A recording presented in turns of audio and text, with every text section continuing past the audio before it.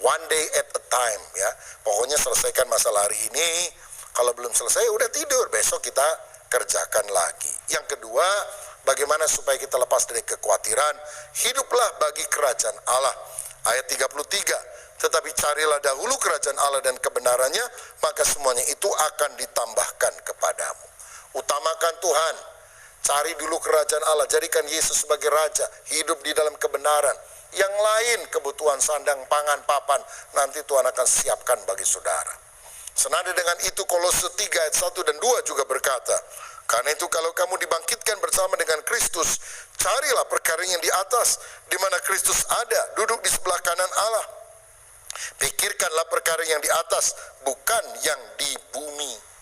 Jangan hanya memikirkan hal-hal yang fana dan sementara, tapi hal-hal yang kekal dan abadi, perkara-perkara di atas, perkara ilahi. Selamat berjumpa kembali. Shalom saudara-saudara, teman-temanku di mana saja berada. Semua kita tentunya sehat-sehat sampai sekarang ini. Seperti janji saya kemarin bahwa saya akan menyampaikan video lanjutan daripada khotbah Bapak Pendeta Dr. Ruben Adi Abraham yang mengambil pembacaan dari Matius pasal 6 ayat 25 sampai 30 tentang kekhawatiran. Kekhawatiran maksud saya. Selamat mendengarkan. Tuhan pasti memberkati. Pelang gede-gede. Hari ini bayar, besok gratis. Ada orang mau beli, wah hari ini bayar, besok gratis. Ah udah besok aja dah. Lalu besoknya dia datang, saudara makan,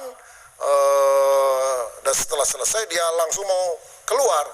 Ditagih sama yang punya restoran. Lalu dia bilang, saya kemarin lihat hari ini bayar, besok gratis. Kan sekarang saya datang nih, udah besoknya.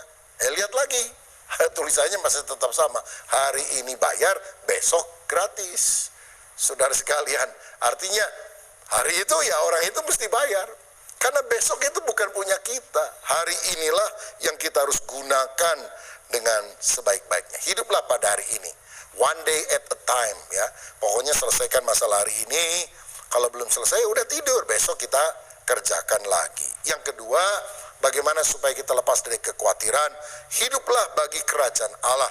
Ayat 33, tetapi carilah dahulu kerajaan Allah dan kebenarannya, maka semuanya itu akan ditambahkan kepadamu. Utamakan Tuhan, cari dulu kerajaan Allah, jadikan Yesus sebagai Raja, hidup di dalam kebenaran. Yang lain, kebutuhan sandang, pangan, papan, nanti Tuhan akan siapkan bagi saudara.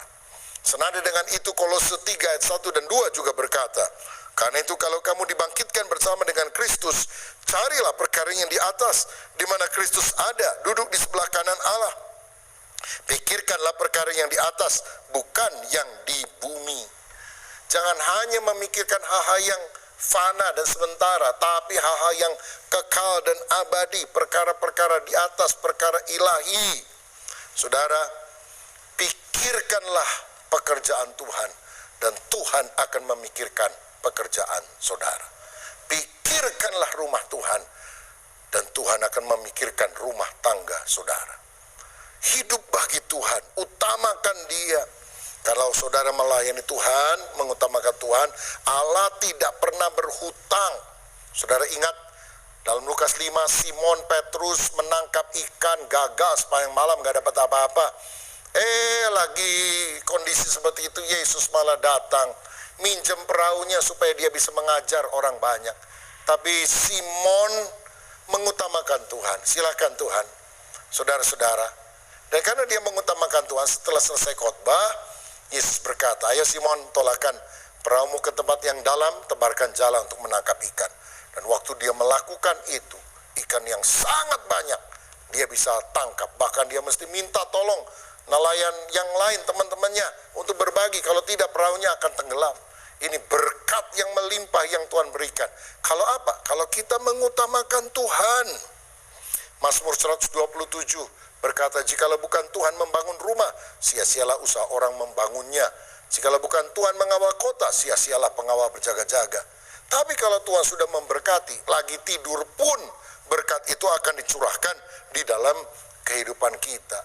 Berkat Tuhanlah yang menjadikan kaya, susah payah tidak akan menambahinya. Kalau Tuhan menutup pintu berkat, nggak ada yang bisa buka. Tapi kalau Tuhan buka pintu berkat, tidak akan ada yang bisa menutupnya. Karena itu andalkanlah Dia. Amsal 3 ayat 5, percayalah kepada Tuhan dengan segenap hatimu dan janganlah bersandar kepada pengertianmu sendiri. Andalkan Tuhan, nomor satukan Tuhan. Saya ingat ada seorang pengusaha di Jepara, anak Tuhan, cinta Tuhan. Senin sampai Sabtu dia kerja, punya perusahaan, punya toko kayu ukiran yang terkenal. Tapi hari Minggu dia tutup, dia pelayanan, saudara. Nah, satu kali pada hari Minggu ada pegawainya yang datang bilang, "Pak, ada orang dari luar kota, nggak tahu bahwa kita tutup hari Minggu. Dia ingin transaksi, katanya sih mau borong banyak, ya mau lihat-lihat dulu dan sebagainya." Ini anak Tuhan bilang, "Wah, saya kan lagi pelayanan di gereja, belum selesai, ini masih habis kebaktian, nanti ada rapat, mesti latihan ini dan itu. Suruh aja orangnya nginep dulu atau gimana, besok pagi lah kita layani." Wah, nanti dia pindah loh Pak, kan ada toko lain yang hari Minggu juga tetap buka. Ya kalau memang maunya demikian silahkanlah, saya tetap hari Minggu harinya Tuhan. Saudara, kelihatannya bodoh kan cara manusia, nanti saingannya mendapatkan untung. Tapi enggak, ini orang tetap diberkati Tuhan, saudara. Dan akhirnya mungkin hari Minggu itu orang tersebut nyari-nyari tapi nggak ada yang cocok. Seninnya juga tetap datang dan transaksi bisa deal dengan anak Tuhan ini. Pokoknya kalau kita mengutamakan Tuhan, mata Tuhan kan melihat, berkat kan dari Tuhan. Saudara mau usaha banting tulang peras keringat, kalau Tuhan tidak memberikan berkat, tertutup pintunya. Tapi kalau Tuhan sudah membuka pintu berkat, mengalir berkatnya. Jadi apapun tantangan yang saudara hadapi pada hari-hari ini, janganlah khawatir.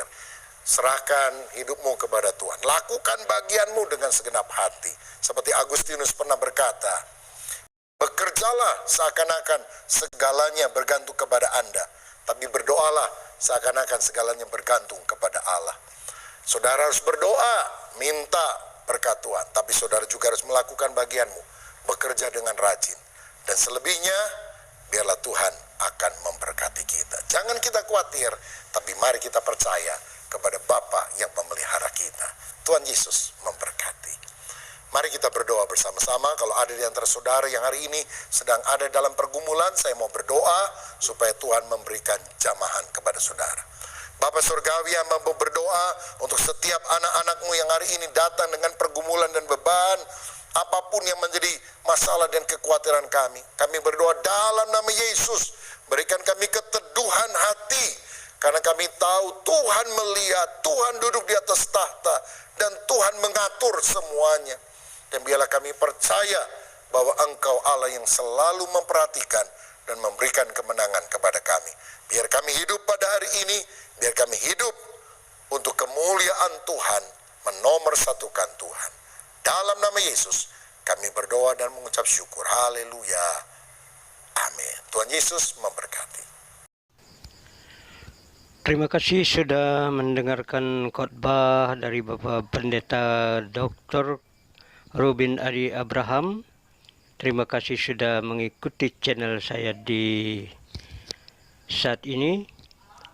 Tentulah saudara-saudara pasti dapat mengatasi kekhawatiran karena sudah mendengarkan firman Tuhan. Firman Tuhan begitu berkuasa dalam hidup kita. Karena itu dengarkanlah selalu firman Tuhan lewat khotbah. Kalau bukan di channel ini, channel lain banyak pendeta yang berkhotbah menyampaikan firman Tuhan. Sampai jumpa, shalom. Jangan lupa like dan subscribe. Terima kasih.